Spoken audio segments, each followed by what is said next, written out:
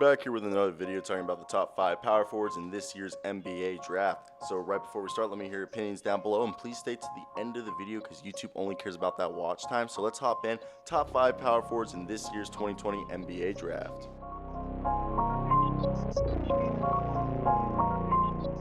The best power forward in this year's NBA draft is obviously Obi Toppin. A lot of people flamed me before I started doing more analysis for thinking that he was a kind of Kyle Kuzma type player. Man, am I wrong. This guy is nowhere close to Kyle Kuzma. All right, he's got brick feet. So I saw an NBA comparison say that he's kind of like Amari Stoudemire, and I'm like, that's a really good comparison. Like Amari Stoudemire if he came out in 2020, because he would have developed more as an outside shooter. And if you guys did not know this, after his post-grad year, he grew from 6'5 to 6'9. But either way, his strength, he's established himself, setting himself apart in the rest of this draft class by showing off his tremendous athleticism and ability to shoot the ball. Toppin has excellent size and has proved himself as a good inside finisher who shoots the ball with consistent mechanics and shows real promise from the perimeter. And he doesn't have many back-to-basket moves and has tremendous length that allows him to speed up around players, even though he's not the most laterally quick player. He will find his value as a pick-and-roll pop man. Despite being an older draft prospect, Toppin shows space to improve in all aspects of his game. He's adjusted to being the #1 option well at Dayton, so his maturity is a welcome sight in this draft class. Now, if we're talking about his weaknesses, he has an amazing athleticism, but he lacks foot speed up and down the court, as well as side-to-side against his opponent, aka lateral quickness. He's a bit stiff. He's got cinder block feet, unless he's trying to finish strong. Toppin lacks fluidity, which compromises him against power forwards that are quicker than him. Toppin's size is an asset, but he fails to show his assertiveness when rebounding the ball. He only got 7.5 per game when he's 220, 6'9", and he might need to focus in and build some strength to compete at the NBA level, as he's 22 years old, 240 pounds, but his ceiling as a rebounder is very low. Like, don't expect him to be a great rebounder in the NBA. So obviously he's going to be a top 5 pick, but his skill set will help a team that needs a player to do the dirty work and take a backseat on scoring. So if you do not know who Precious Achiuwa is, go do your research. This is a guy who took over being the team leader and the best player on the Memphis team after James Wiseman left. So let's talk about this guy. 6'9", 225 pounds, 20 years old, Precious Achiuwa. He averaged 15.8 points, 10 rebounds, almost 2 blocks a game at about 50% from the field and 32% from 3. They're trying to compare him to Jonathan Isaac Mo Harkless. I do see that. And he didn't start playing basketball until he immigrated to the States after the 8th grade. So technically, this guy is still developing. He was a 5-star recruit. Achiuwa shows this dynamic athleticism that shows he could be an incredible two-way prospect on this list. He's already a capable slasher and cutter and finisher at the rim, especially once he's in the paint, and he's more than willing to finish over defenders who are weaker than him. He's slowly improved his jump shot, especially throughout the season and throughout his career in the past 6 years since he started playing basketball. His consistent mechanics suggest that he could be more than a passable shooter and one day become a perimeter threat. If you have to respect him, you can't leave him wide open. And he's drawn scouts' attention because his physical profile. When he's able to guard guards and he's also able to guard forwards, he's a guy who can guard 1 through 5. Not even kidding. Though now if we talk about his weaknesses, he's not the most technically adept player. He has incredible physical assets that he relies on more than using his skills. He rarely attempts more than a straight line drive and certainly can't create shots for himself. He needs to become a better off-ball guy because he doesn't have a lot of shot creation moves. Not the most intelligent offensive player. Usually he's forcing up shots, turning the ball over on break.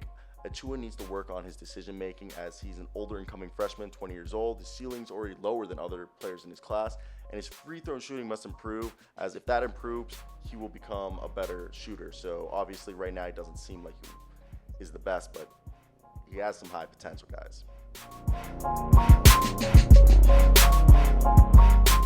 I honestly forgot how big of a following people have for Xavier Tillman Sr.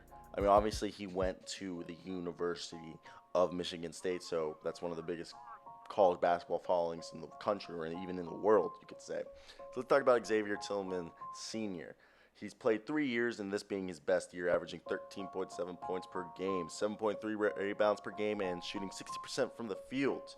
Shot about, 26% from three. Look, this guy is, in my opinion, one of the better power forwards. He's just an all-around guy who he does have right now more of a natural post game, but I feel like he has the ability to go stretch out himself and become a very good stretch forward who also can be a very good guy on the defensive end, as he can provide, length and blocking ability, and he can also go out and guard small forwards, power forwards, and some centers. He's 6'8", 245 pounds. So I really do think Xavier Tillman Sr., even though he might not be the quickest, he might not be the most athletic, he might not be the best scorer, he's one of those guys who's not specifically good at one thing, but he's not specifically bad at one thing. Okay, he's pretty much a jack of all trades, not meaning that he's good at all things. He's just he's above average at everything, and there's nothing really that he's bad at, but there's nothing really he's good at. So he's just this guy who could be a really good role player for a contending team. And he offers just one of these tweener size that we see Toronto Raptors and Houston Rockets love to play with, as well. The Portland Trail Blazers are another team that would love to draft a player like him. So yeah, Xavier Tillman, third best, because he's just all around fourth best, in my opinion, because he's just all around a good player. And at third best, I went back and forth, but I realized he is third best on my list. Paul Reed might be one of my favorite prospects in this NBA draft. Obviously, he's not as high on some people's board as he is on mine, and that's why, because Paul Reed is one of those tweeners. Again, Toronto Raptors, Milwaukee Bucks, Portland Trail Blazers. One of those guys who are 6'9", 220 pounds, plays power forward, and I think he could be one of the biggest sleepers in this NBA draft. Look, he averaged 15.1 points, 10.7 rebounds per game, 1.6 assists per game, and shot 51% from the field. He shot 30% from three this year, but the year before he shot 40% from three. So look, this guy is what you want from a modern day forward. He can stretch the floor, but he had 2.6 blocks and 1.9 steals per game. The last person to average numbers like that was Matisse Thybulle and Nerlens Noel.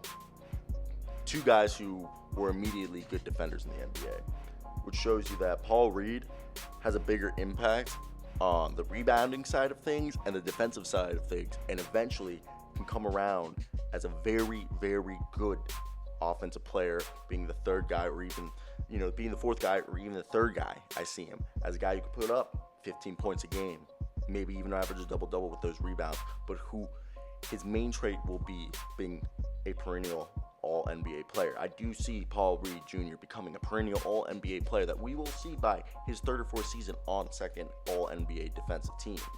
I say that full-heartedly, and that's why I think he should be the fourth best player in this draft class, due to the enormous potential he has on the defensive end, and especially if it comes around the offensive side.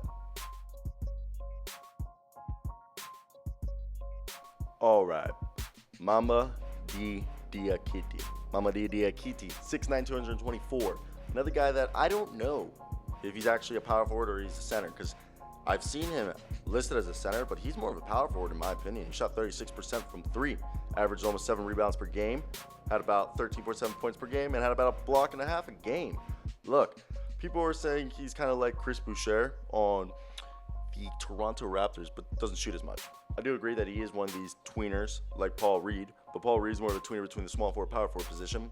Mamadi Diakite is more of a 4 and a 5. He can play 5 in a small ball lineup for a team like the Houston Rockets or a team like the Milwaukee Bucks or Raptors. If needed, I do see him also like a player like Serge Ibaka. He was born in Guinea to a health inspector general and an obstetricianist. He moved to Virginia and he started playing basketball. He also played track and field and soccer, but he turned to basketball despite having offers from Baylor and USC. He chose to play at Virginia. He was an NCAA champion last year and got the 2020 All-ACC award in his senior prompts. So look, his strength is Diakite is incredibly skilled, but has a ton of energy, hustle, and is a good defender in space. He's excellent in the open court and challenges shots at the rim very well. He's developed the ability to hit the open shot if left open. Though his weakness is he's one of the older players in the NBA drafts, some consider his potential very limited. Not offensively adept. He's not really that great on the offensive side. He needs opportunities created for him. Look, he's a spot-up shooter, stretch four, just stand there, catch and shoot type player. I think he has the potential to be a big man with a pretty good ceiling. There isn't one team that wouldn't want his services, but there isn't a team that desperately needs his services. I think he could be a big man that comes in and can contribute immediately and, will develop into a good role player for a team, being their fourth or fifth option. But so yeah, that was the video, guys. I hope you guys did enjoy this. Let me hear the opinion down below if you guys did today. I want to hear your guys' thoughts on this. As always, please drop a like, subscribe. I hope you guys have a great day, because I know I will. So nice, guys. Peace out.